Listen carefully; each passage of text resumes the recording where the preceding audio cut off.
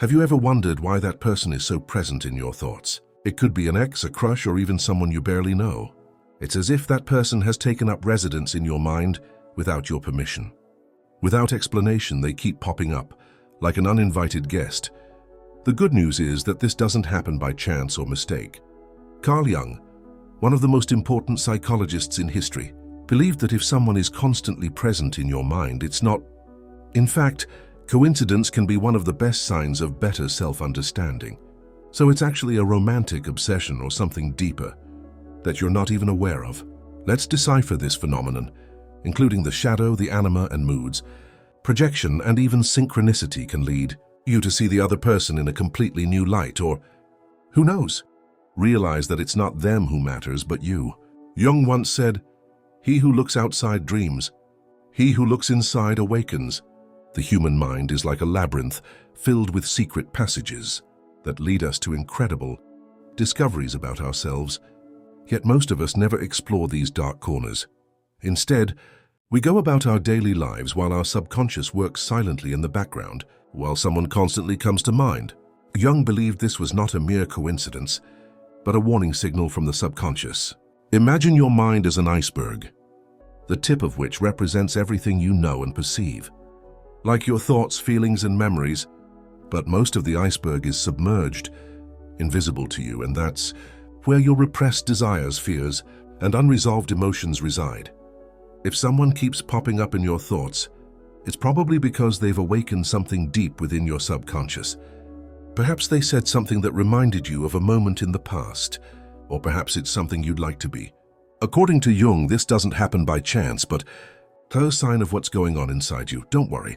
This doesn't mean you'll be stuck with this person forever. It just means it's time to pay attention to what your mind is trying to show you. The shadow theory, find your shadow. No, the shadow isn't the one you see on the ground when the sun shines on it, but the part of yourself you don't like to admit or prefer to forget. Jung described the shadow as anything you've repressed, ignored, or denied because it doesn't feel right. Your ideal of who you should be. And this is where things get interesting. The people who persist in your mind may actually be a reflection of your shadow self. For example, you may admire someone's confidence, but deep down you struggle with your own insecurity. Or you may be drawn to their creativity because deep down you feel like they're neglecting your own. Conversely, there may be someone who deeply irritates you because they possess qualities you refuse to accept in yourself. Although Jung believed that arrogance or impulsiveness reflect how we treat ourselves, if a person doesn't disappear from your thoughts, they may represent a part of your shadow. It's important to recognize that your subconscious is trying to call you to say, "Hey, remember me? We need to get along." Recognizing this can be very powerful. Instead of obsessing over why you're thinking about this person, you can ask yourself what part of myself this person is revealing and how I can benefit from it. The shadow is not something to be feared, but to be explored. As Jung said, it is not illuminated by imagining figures of light, but by becoming aware of the darkness of the anima, what it is and how it affects you. Let's now discuss two fascinating Jungian concepts, the anima and the animus. These archetypes represent the masculine and feminine sides of our psyche and profoundly influence our interactions with others. The anima is the feminine side that exists in men, and the animus, the masculine side that exists in women. But don't think this has anything to do with gender. We all have these sides, male or female. So, what does this have to do with the person you can't get out of your head? According to Jung, when you notice someone, it's because they touch on something related to your animus or animus. Perhaps this person possesses qualities that you consider a subconscious ideal for a partner, or perhaps they awaken something in you that you hadn't yet felt. For example, you've noticed that you're drawn to this person's emotional depth because you're looking for something similar in your life. But here's the trick. It's not just about attraction. Sometimes your anima or animo can create illusions. You project an idealized image of someone. You don't see this person as they really are, but as your subconscious wishes them to be. This can disrupt your feelings. Understanding this dynamic can change everything. Instead of asking yourself, "Why am I so obsessed with this person?" you can create illusions. You may be wondering what part of me this person awakens. This will remind you that the people we think about often reflect deeper aspects of our personality. The concept of projection. What's really happening now? Let's talk about it. A concept Jung considered very important. He believed that how we feel about others often has nothing to do with them but with us. Projection is like a mental movie. You project your thoughts, desires, and fears of another person as if they were the protagonist of your story. Let's try to understand better. For example, you may admire someone because they are much more ambitious than you.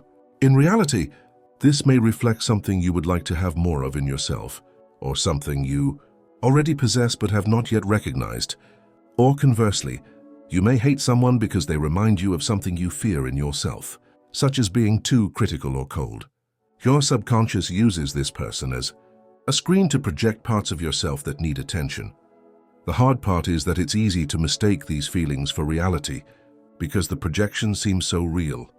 You might find someone wonderful or horrible without realizing that you're actually projecting your own traits. Jung saw a tremendous opportunity for growth.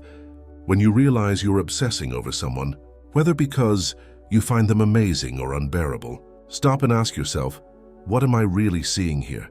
What does this reveal about me? By accepting these projections, you can take care of these aspects of yourself and stop giving others so much power over your thoughts and feelings. As Jung said, everything about others that irritates us can help us understand ourselves better. Synchronicity is when something transcends chance. Have you ever thought about someone only to have them contact you within minutes?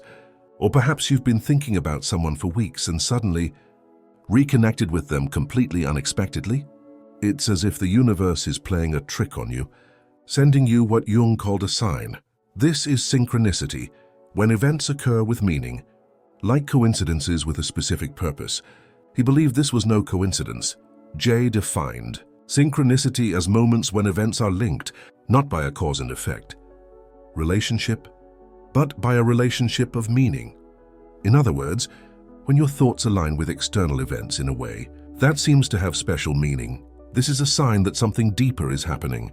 Perhaps your subconscious is so focused on this person that it's influencing your worldview.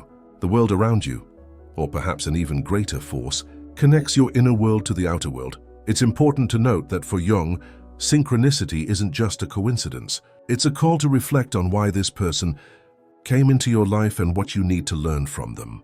Perhaps they're awakening an unresolved emotion or revealing something you need to confront. The next time this happens, don't dismiss it as a coincidence. Consider it a sign that you need to explore more deeply what's happening inside and around you. How to decode your thoughts. Now that we've looked at all these ideas, you might be wondering, okay, but what do I do with someone I can't get out of my head? Men's ideas are not only fascinating, but can also be very useful for self-knowledge and personal development. Here are 3 steps to help you understand what your mind is trying to show you. Step 1. Reflect. Start by asking yourself what emotions arise. When I think about this person, are I inspired by them? Their confidence, frustrated by your distance, is attracted to their energy. Recognizing your emotions is the first step to understanding what they are trying to show you. Step 2. Explore your feelings and understand their deeper meaning. For example, if you admire someone's creativity, it may be because you yearn for more. If that person's rejection hurts, it may be because it revives an old pain related to your self-esteem. Write it down or meditate on it. This can help you better understand, practice, and use what you've learned about yourself to grow. It may be time to work on your self-confidence, explore your creativity further, or heal old emotional wounds. Remember, it's not about changing others, it's about changing yourself. By freeing your thoughts, you can transform the vicious cycle of obsession into an opportunity for personal growth. As Jung said, until you make the unconscious conscious, it will rule your life and you will rule it. It's destiny, so don't let your thoughts control you. Take control and discover what your mind is trying to tell you. Our mind is like a treasure map. With every thought and feeling, it brings us closer to understanding who we really are. If someone continues to live in your head, don't ignore them. See it as an invitation to learn more about yourself and discover things you didn't even know were there. Because at the end of the day, it's not about that person. It's about you, the people who remain inside you. Our thoughts are often the key to our growth. So take a deep breath, dive into this journey, and discover what your mind has always wanted to tell you.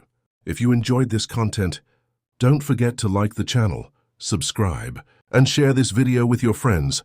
Embark on this journey of discovery and growth together. See you soon for the next video.